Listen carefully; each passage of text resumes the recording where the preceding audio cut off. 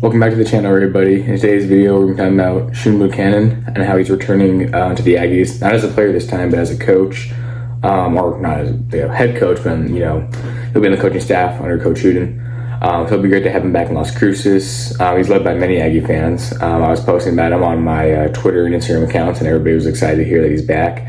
Again, back whenever he was playing with the Aggies a couple years back, he played with them from 2017 to 2020. And I didn't really watch the Aggies at the time. I didn't really start watching the Aggies until 2022 when I started going to school at NMSU, like you guys know, like I've stated in my videos a couple times. But I went back to look at some of the highlights, and he was a part of some great Aggie teams.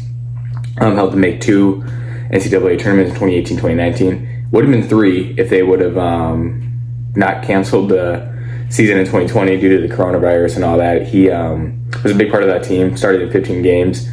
Where it's a big part of them being 25-6, having a 19-game winning streak, and who knows, that 19-game winning streak could turn to a 20, 22, 25-game winning streak if the season didn't get canceled. They were 16-0 in conference in the WAC. It's crazy how they started off 6-6, kind of a not a rough start, but not like great. It was pretty average, and then they just dominated the rest of the season. And he's a big part of that. Really great on-ball defender. I believe he was only about 6 foot. I could be wrong on that, but I swear I saw somewhere he was 6 foot, and I was trying to make sure, so I was trying to look up some information, but I couldn't find it for some reason. I couldn't find his height. But I want to say he was about 6 foot. If he is only 6 foot, 6 foot's tall, like in life, but in basketball, as you guys know, it's not that tall. And I'm about 6 foot too. So the fact that he was only 6 foot was a great defender. You don't see that a lot in college basketball, or just in basketball in general, in the professional leagues, in the NBA, or anything like that. Take it from me, example, like in high school, I was not a defender at all. I was more of a scorer. Offense, so it's cool to see a guy like him be such a great defender. He's already graduated from college and all that, so he won't be returning to NMSU as a player, obviously, but as a coach, like I was saying. So hopefully he can do some great things with the Aggies and develop some of the guys. And another big thing is he's going to be bringing that winning mentality. He's been a winner his whole life. Obviously, like I said, he was part of some really great Aggie teams that won a lot of games, and he's actually a graduate assistant at Mississippi State these past couple seasons. Where they were very successful, made the tournament both years under Chris Jans, former Aggie coach, who's, again, loved by many Aggie fans. I'm assuming he, was at Mississippi State, because Chris Jans was there, so he felt comfortable being there with his former coach. And he just knows the game really well.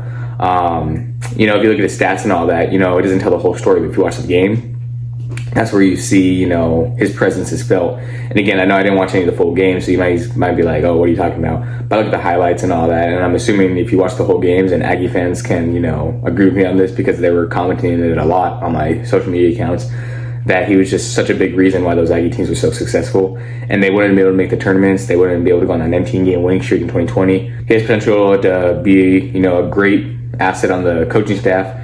And I'm assuming one day he'll want to be a head coach. I know some people on Twitter were saying that he's got potential to be a great head coach. But let's talk a little bit about his playing days in high school, college, and how he got to NMSU in the first place. So he played at Madison Central High School, where he was a great player. Averaged about 12 points, 8 assists, 5 rebounds, 4 steals. Those 4 steals go to show you how great of a defender he was.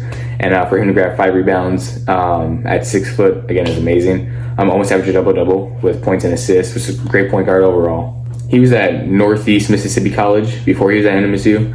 Averaged about 12, 13 points a game. And I think he actually played with his brother. And he played with his brother in high school too, I believe. So pretty cool how that connects. Kind of like how the Shimanga brothers, Nate and Manuel, will be teaming up, as brothers at NMSU. So having those 2 guys as brothers will have great connection on the court, and hopefully lead to some big wins. And then having a winner mentality back at NMSU will certainly help as well. So before he was an assistant at Mississippi State, he was also an assistant at Navarro College and helped them to a 17-13 record, which is actually not too bad. That's a pretty solid record, 17-13 winning record, close to 20 wins. And like I said in multiple of my videos, if you're getting 20 wins in college basketball, that is amazing. So the fact that they almost got there, pretty impressive. And I'm sure they had some games that were really close or that were controversial, or that they lost because of free throws or something like that, kind of like what the Aggies had last year and had for multiple years. And, Shunn was actually a part of those teams in 2019 whenever we should have beat Auburn in that first round game. But free throws is a big reason why we lost that game. Fought all the way back, but just couldn't hit free throws. And that's a big reason why we lost. And it's really important. So if you're a young kid out there, work on free throws because they're huge. I remember in high school I was a really great free throw shooter, not to boast myself up or anything like that. That's the number one thing I worked on because I didn't want to be the reason my team lost because of free throws. So overall, he's just going to bring that winning mentality back to NMSU, and I really do believe that we're going to have a winning season this year. I was talking to a lot of my friends who are also fans of the team, and they're asking me what my opinions are, and so far we have the full roster, 13 players. Coach Shunn might always add a guy or two before the season starts. So we'll see how that all goes. But I'm expecting a lot of great things. I'm just expecting improvement for last year's team. I think we have a lot of guys who want to win, a lot of great talent in the guard spots, and then we have some really great posts who have a lot of potential in my opinion. And the coaching staff is great overall. We have some guys returning like Preston Laird and now Shunn. So it should be great to have those guys back. I know the team actually started their practices here in the summer and all that. I would, show some clips, but it's from the NM State MBB Instagram account, and I do not want to just, put that on here, get copyrighted or anything like that. But if you want to go follow them, go do that. And also, while you're at it, follow my accounts at NM State MBB News. It'd be greatly appreciated. A lot of the players and coaches have followed my accounts and all that, and have said good things about it and said they appreciate what I'm doing. So just trying to do my best and keep it all up. Trying to make it better. When I first started, it wasn't the greatest. It was pretty slow. I think before last season it had less than 100 followers.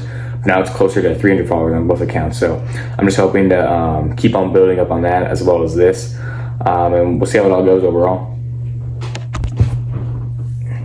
Before I close up this video, I do want to say that I'm planning on making a couple of other videos. I wasn't planning on making this one because this was some news that happened a couple days ago that I saw right before work. So I tried to post as quick as I could before work. I was also posting some stuff during work. But it's okay because everybody I work with is pretty cool. So I want to get that information all out, and I want to make this video as soon as possible, but I was going to upload the one yesterday about Nate. I already had that one planned to upload on Thursday, and I want to plan on this one Friday. It's actually Friday right now, so I'm making this video and uploading it right away. So hopefully it'll go smoothly and well, and I hope you guys like it.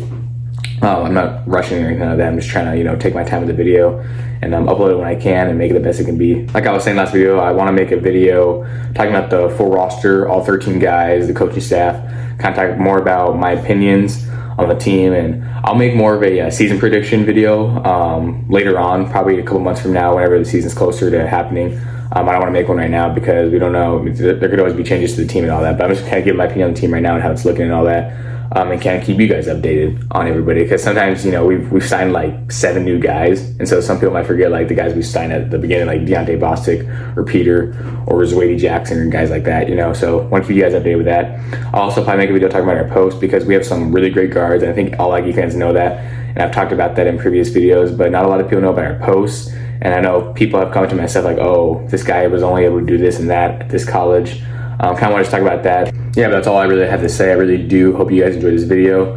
Please share it with your friends if you haven't already. Please keep supporting the shorts videos. Those are doing very well. I'm getting a lot of views on those, getting a lot of subscribers from those. I'm obviously getting subscribers from these videos, but the shorts videos always tend to get more views, as you guys know, for most channels, and especially for mine too, because these videos tend to get about 200 to 300 views. And my shorts videos, a lot of times, the recent ones have been closer to 1,000 views and some over 1,000. So I'm just trying to continue uploading those, be consistent with it so they can continue to get more views, get the watch time up, because that's the biggest thing that's holding me back from getting monetized. I have the subscriber count. You only have to have 500 subscribers now instead of 1,000. They changed that about a year ago. I'm at 637 right now. So I'm okay with the subscriber count and all that, but I just want to, get the watch time up, get the shorts time up and all that. That's why I've been uploading a whole lot too. And I had some videos in the past that got copyrighted, some music and all that, which is kind of unfortunate because there's a lot of videos on YouTube that are really bad content. Not like bad videos, but like the stuff they show on the camera should not be what they're showing. It's not kid-friendly at all. And those videos don't get demonetized or anything like that. But if I have a little bit of music of mine, I get demonetized. Don't get me wrong, I shouldn't have the music of the video if I'm not allowed to, and I need to fix that and all that. But come on, man, like what would you rather have on YouTube? But that's not for me to talk about. I don't want this video to get demonetized for me talking bad about anybody, which I'm not trying to talk bad about anybody, but it is what it is. Yeah, hope you guys enjoyed the video, and I'm out.